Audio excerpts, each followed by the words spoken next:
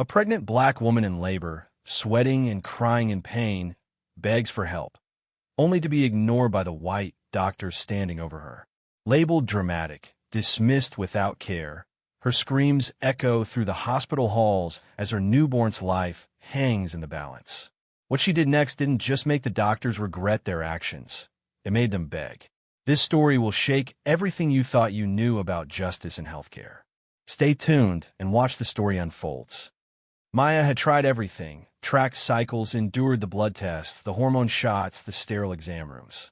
Each failed attempt was another cut to the soul. Friends around her announced pregnancies with glowing smiles and baby showers. Maya smiled too, always, but her heart cracked more with every announcement. She was diagnosed with PCOS in her late 20s. Her doctor had said it plainly, almost casually. It might be hard for you to conceive, but it hadn't felt casual. It felt like a sentence. Hard became impossible. Hope became habitually muted. But her husband, Jordan, never faltered. He was steady and loyal, her rock in combat boots.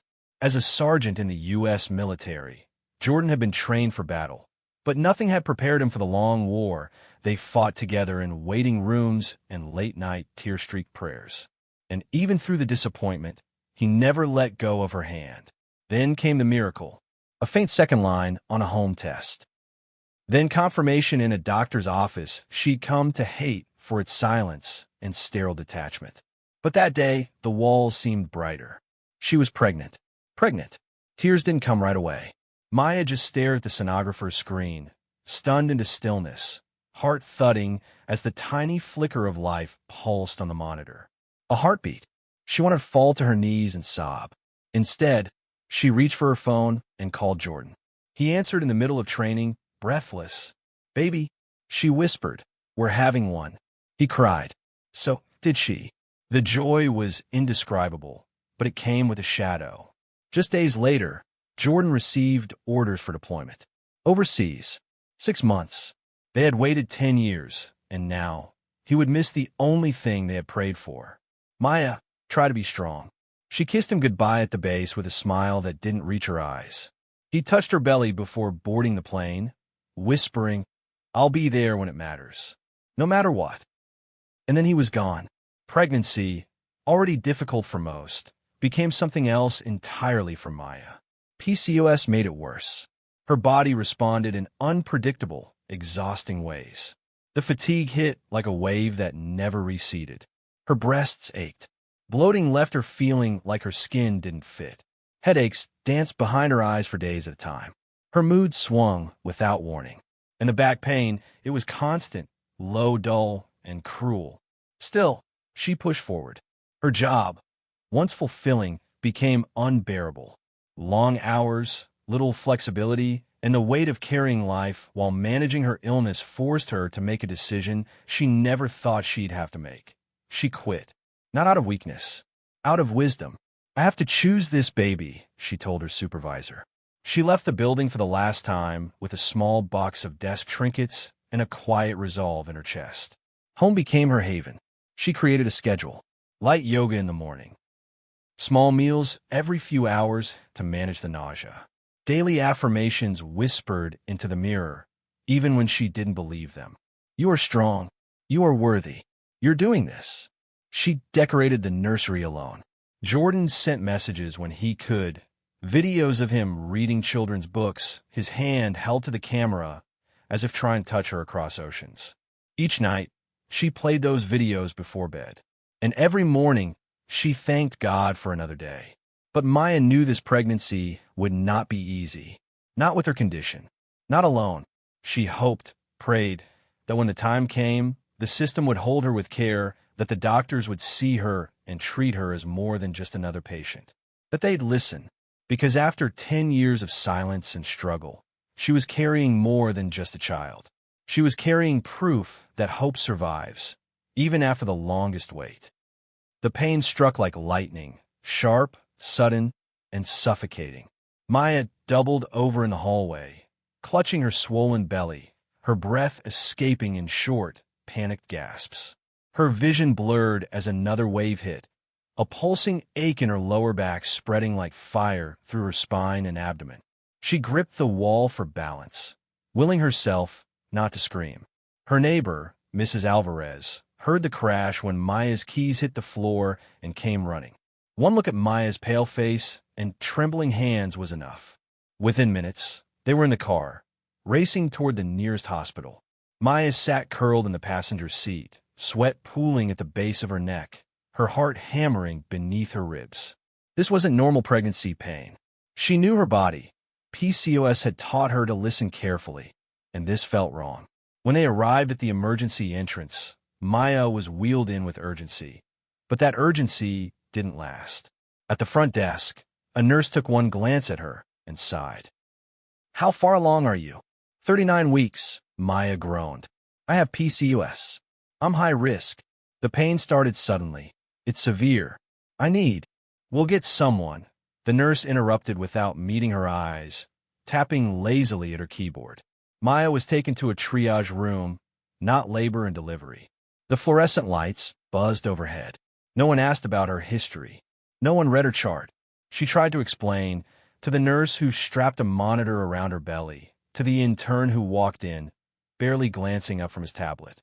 "I've been through fertility treatments. PCOS. I know what my body feels like. This isn't normal. Something's wrong."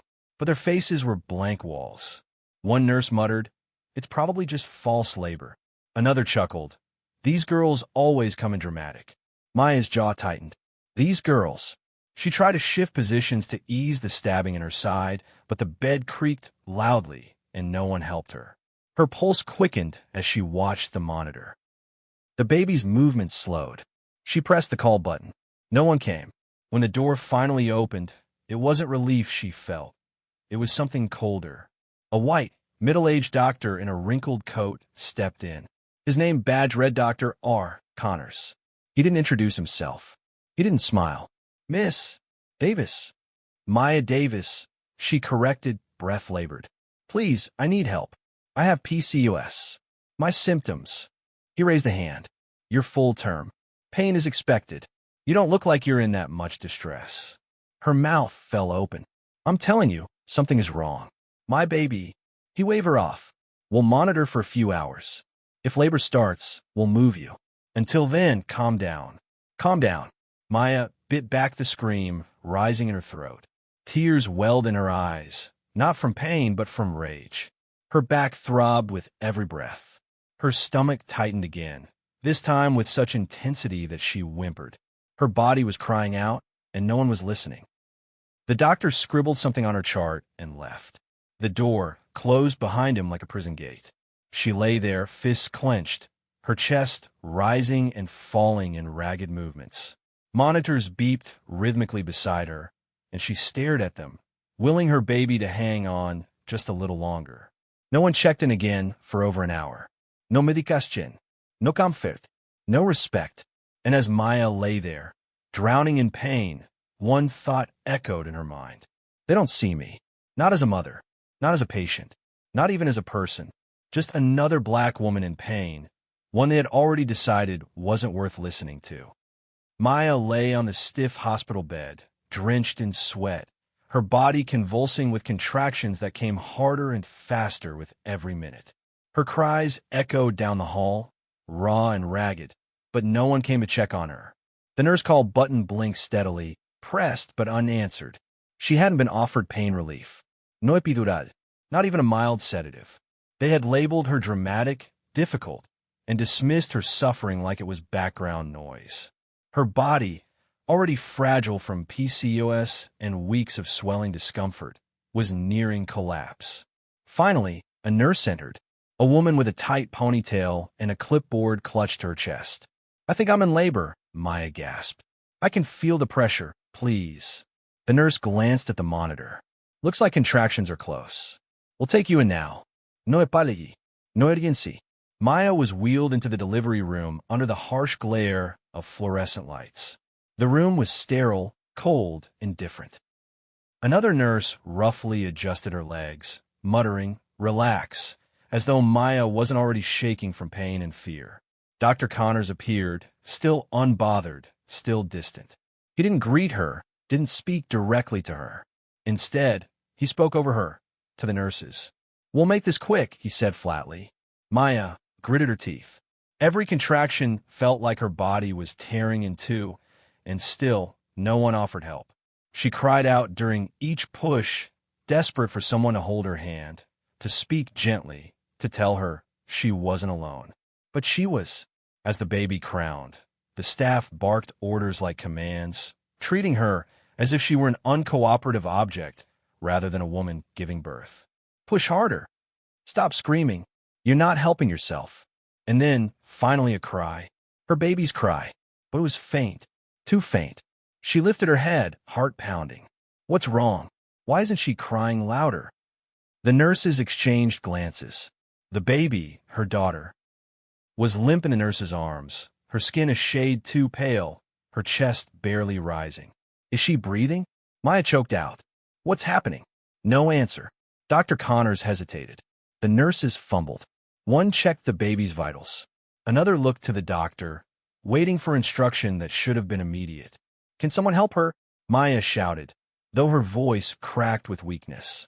It was only after another 30 seconds, 30 long, agonizing seconds, that a nurse finally moved to initiate proper neonatal resuscitation. They took her baby to the other side of the room, out of Maya's view. She couldn't move. She could only watch shadows. The panic in the room finally began to register. Machines beeping, rushed whispers, hands moving quickly now. But it was already too late for trust. Maya's heart felt as if it had been ripped open. She reached out, trembling. "Let me see her. Please." They didn't look at her. Minutes later, they returned her daughter. Crying now, pink and alive but still quiet. "She'll be fine," a nurse said blandly. "Just a slow start." But Maya saw the truth. They had almost lost her child, and no one cared until it was nearly too late. She held her daughter close, tears streaming silently down her face. There was no joy in the moment. No celebración. Just a raw ache where there should have been wonder. They left her alone again, holding her baby like a shield against the coldness of the room. The next morning, when they handed her the discharge papers, no one asked how she felt. No one asked if she had questions or if she was okay. Maya signed the forms, packed her bag, and walked out of that hospital with her baby in her arms and a fire in her chest. She was broken in body, but her spirit, very much awake. The house was dim and quiet, broken only by the soft hum of the baby monitor and the slow rhythm of Maya's breath. She moved carefully, still sore, still healing. Each step reminded her of the pain she had endured. But she was home, and her baby girl, Nia, lay safely swaddled in her bassinet, tiny chest rising and falling like a steady promise. The days blurred together in soft cries, feedings, and quiet moments of gratitude. Maya had survived. Nia had survived. But peace was not what filled her. Something deeper settled beneath her skin, resolve. She sat at her dining table, a warm cup of tea untouched beside her. Across the table lay the necklace, silver, simple, elegant. A piece she wore often, but this time it had served a greater purpose. Inside the pendant was a micro-recording device. She had placed it there days before going into labor. Maya hadn't made the decision lightly. But as a black woman with PCOS, she had spent years navigating a system that often ignored her. She had heard stories from other women, neighbors, clients, even fellow professionals, who had walked into that same hospital only to leave scarred, silenced, or mourning. She couldn't ignore the pattern, and she wouldn't gamble with her life or her daughters. So she prepared. Now, with Nia asleep and the house still, Maya plugged the device in her laptop. The screen lit up and a folder of audio files loaded. She took a deep breath and clicked the first one. The sound of her own voice filled the room, weak, breathless, pleading. "I have P.C. Otis. The pain isn't normal." Then came the doctor's voice, cold, dismissive. "You're exaggerating." The recordings weren't just evidence. They were truth. Raw, unfiltered, brutal. She listened to the nurses talk over her, laugh even, while she writhed in pain. She heard the urgency in her own voice when she begged them to check the baby. The silence that followed. The fumbling. The too late response. Her hand clenched around her mug as the sounds of her delivery echoed through her speakers, screams, commands, indifference. And then the worst part, just push. It's not that bad. A slow tear slid down her cheek. Maya had never cried listening to evidence before. As a district attorney, she had prosecuted some of the toughest cases in the state. She was known in the courtroom for her composure, her sharp logic, her undefeated record. She'd put corrupt officials behind bars, exposed human trafficking rings, defended victims with fire in her voice. But this was personal. She watched Nia sleep, wrapped like a secret in her crib, completely unaware of how close she had come to not making it. Maya closed the laptop and sat in silence. Her body was still weak, but her mind was sharp. She was tired, but not defeated. What the hospital didn't know, what that doctor didn't know, was that the woman they treated like a nuisance was dangerous in a courtroom. That behind the exhaustion and trembling hands was a legal strategist with a steel spine. They had underestimated her. They had dismissed her. Now, they would answer for it. Not with rage, not with revenge, but with evidence, with law, with truth. And Maya had every intention of making sure no other woman walked into that hospital and left the way she did, wounded and unheard. She gathered the files, labeled them carefully, and tucked them into a secure folder. Then she reached for a yellow legal pad and began making notes. Her handwriting was slow, but deliberate. This time, they wouldn't control the narrative. The courthouse was quiet that morning, its stone walls heavy with the weight of justice. Maya stood just outside the courtroom doors, wearing a fitted navy blue suit that hugged her healing body like armor. Her curls were pulled back neatly. Her eyes, calm, focused, unflinching, told a different story than the one the hospital believed. They didn't know who she really was. Inside, the opposing counsel chatted casually, papers scattered on their polished oak table. The lead attorney for the hospital, a tall man with silver hair and the smug confidence of someone used to winning without effort, adjusted his tie and smirked when Maya entered. No witnesses, no support, he had whispered earlier to his team. She'll fold in 10 minutes. Maya took her seat across from him, her hands steady as she opened her briefcase and organized the files. She didn't need to speak yet. The silence around her did all the talking. The judge entered, and the proceedings began. Ms. Davis, the judge said, glancing over his glasses. You are representing yourself? Maya rose. Yes, Your Honor. I am. A light shuffle moved through the courtroom. The opposing attorney raised a brow, barely hiding his condescension. The trial began with the hospital's defense, dry statements, rehearsed explanations, and documentation meant to paint Maya as overly sensitive and prone to exaggeration. She was treated like any other patient, the hospital's lawyers said confidently.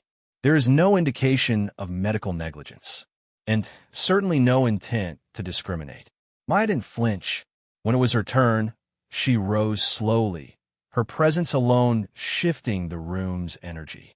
With the court's permission, she said, I'd like to submit Exhibit A. She walked to the screen set up at the front of the courtroom, inserted a drive, and clicked play. The audio began. Her own voice came first, weak but clear. I have PCOS. This pain isn't normal. Then the voices of nurses clipped and dismissive.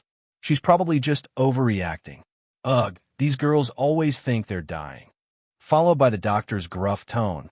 You're exaggerating. Calm down. There was no room for doubt. Every word was captured. Every moment of pain. The indifference. The negligence. The cold disregard. Then came the worst part, the delivery. Her cries. The silence in response. The chaos when Nia didn't cry right away. The courtroom was still. The judge leaned forward. A juror's hand covered their mouth.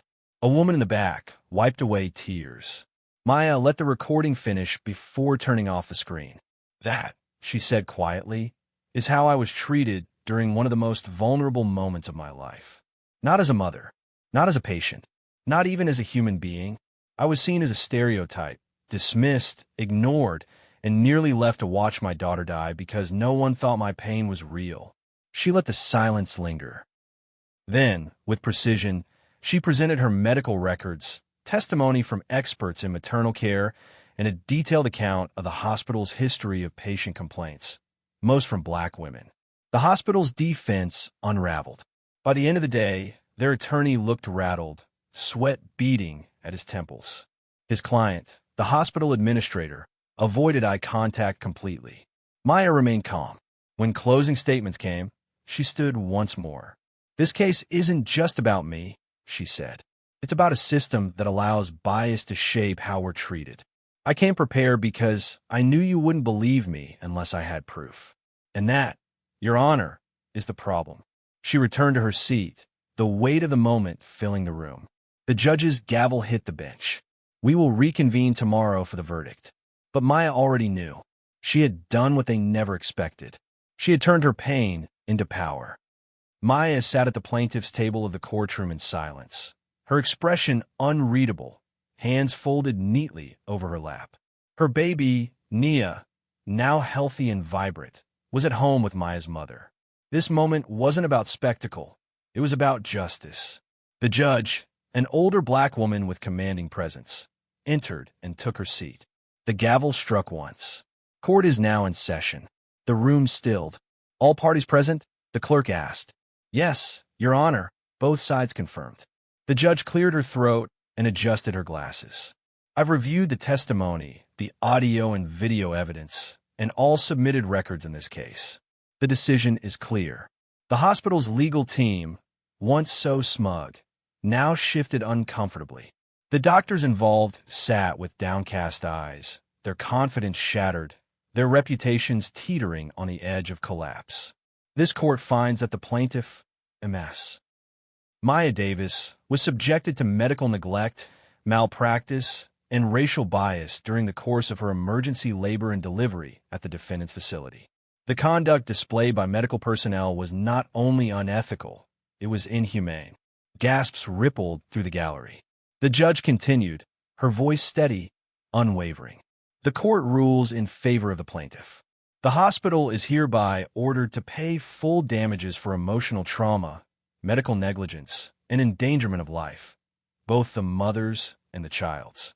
Furthermore, the attending physician, Dr. Richard Connors, and 2 nurses involved in the delivery are to have their medical licenses revoked effective immediately, pending formal disciplinary hearings by the medical board. Dr. Connors paled, gripping the edge of the table. One of the nurses broke into quiet sobs. The other stared blankly ahead. And finally, the judge added, "This ruling shall be entered into public record and shared with the state's health oversight committees." This case sets a legal precedent for how medical neglect, especially racially biased neglect, will be evaluated and punished going forward. The courtroom sat frozen in silence. Then came a slow, swelling sound, quiet applause from the back. Not loud, not theatrical, just a handful of people, patients, mothers, supporters, offering a gesture of respect. Maya remained seated, still as stone. This wasn't victory. This wasn't revenge. It was validation. Her voice had been heard. Her pain had been witnessed. And the system that had failed her was finally being held accountable. After court adjourned, reporters rushed forward, cameras flashing. "Ms. Davis, Maya, how do you feel? What do you want to say to the doctors who mistreated you? Will you speak to the press?" Maya lifted her chin, meeting their lenses head-on. "I didn't come here to be celebrated," she said clearly. "I came here to make sure that what happened to me doesn't happen to the next woman. This was never just about me. It was about every black woman who's cried out in pain and been ignored." Then she walked away, her heels clicking against the marble floor, steady and sure. In the weeks that followed, the hospital made headlines. New leadership was installed. Cultural sensitivity and racial bias training were implemented for all staff. A formal apology was issued to Maya and other families who had come forward after hearing her story. But Maya didn't attend the press conferences. She stayed home, rocking Nia under the soft light of the nursery, humming lullabies that were older than pain. She had nothing left to prove. Her fight had never been for revenge. It had been for dignity, for truth, and for every woman whose voice had been silenced in a room where they should have been safe. And now, Maya could finally rest. Her head held high, her daughter held close. Because justice had spoken, and this time, it spoke in her voice. Months had passed since the courtroom's gavel echoed in Maya's ears, but its impact had not faded. The hospital she once feared stepping into had become the epicenter of reform.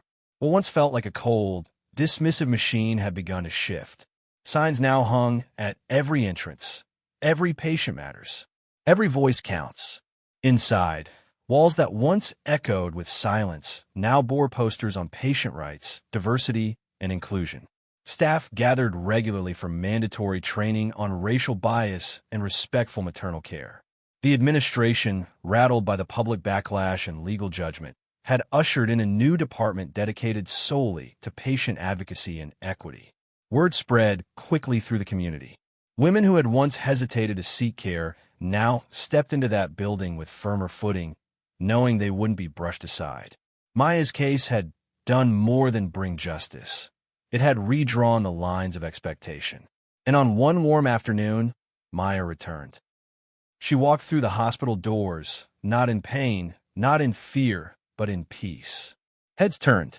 Some staff recognized her, straightening in her presence. No one dared look away now. She carried Nia on her hip, both of them radiant in matching yellow. Nurses smiled. Visitors stepped aside. As Maya stood in the middle of that once uncaring corridor, she felt it fully, not triumph, but truth. This place was different because she had demanded it be. She looked down at her daughter and smiled. They hear us now. If this story touched your heart, like, share, subscribe, and turn on the notification bell for more powerful, soul-touching stories that restore faith in humanity.